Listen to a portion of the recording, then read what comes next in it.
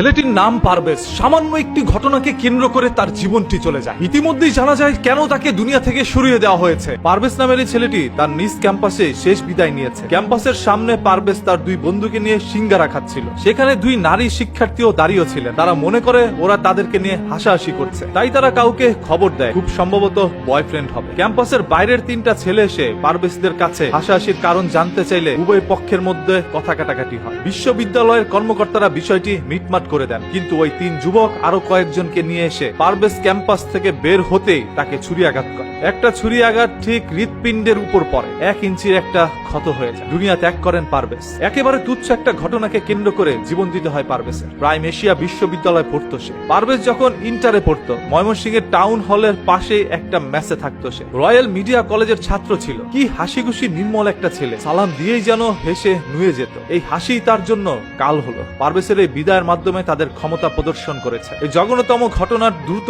বিচার নিশ্চিত করুন। ভিডিও ফুটেজ আছে, অসংখ্য প্রত্যক্ষদর্শীর সামনে সে চির নিদ্রায় ঘুমিয়ে গিয়েছেন। এখনো তার হত্যাকারীকে গ্রেপ্তার করা হয়নি। সে ঢাবি বুয়েটের ছাত্র না, এই জন্য কেউ চুপ থাকবেন না। সবাই আসামির বিচারের দাবি তুলুন। এই দেশের মধ্যে আবার দাবি না তুললে কারো বিচার হয় না। মানুষের জীবন নেওয়া এই দেশে এতটাই সহজ হয়ে গেল, যে খুশি যার জীবন নিয়ে যাবে। পারভেজের বাবা একজন প্রবাসী। সেই প্রবাসের মধ্যে বসে কঠিন পরিশ্রম করে পারভেজকে তিনি বাংলাদেশের মধ্যে পড়াশোনা করেছেন। মানুষের মতো মানুষ করে গড়ে তোলার জন্যই তার বাবার এই কঠিন পরিশ্রম। তবে আজকে হঠাৎ করে একটি আলো যেন নিভে গেল। পারভেজ তার বন্ধুদের সাথে হাসাহাসি করছিল, আর ওই মেয়েগুলো ভেবেছিল তাকে দেখে পারভেজটা হাসাহাসি করছে, যার কারণে সেই মেয়ের পরিচিত কয়েকটি ছেলেকে ফোন দিয়ে নিয়ে আসে। এসে পারভেজের সাথে বাগবিদণ্ডার মধ্যে জড়িয়ে যায়। কলেজের শিক্ষকরা বিষয়টি মিটমাট করে দিল। কিছুক্ষণ পরে পারভেজ যখন ক্যাম্পাস থেকে বেরোলো, তখনই ওই ছেলেগুলো আরো অসংখ্য ছেলেকে এনে তার উপর ঝাঁপিয়ে পড়ে, নির্মম ভাবে এই দুনিয়া থেকে তাকে সরিয়ে দেয়। ধরেই নিলাম দুইটি মেয়েকে দেখে পারভেজ হাসাহাসি করেছে, এই জন্য একটা জীবন দিয়ে দিতে হবে। ওই মেয়েগুলো কারা, ওই মেয়ের সাথে এই সকল ছেলেগুলোর সম্পর্ক কি, তাদেরকে দ্রুত বের করে আনো। এবং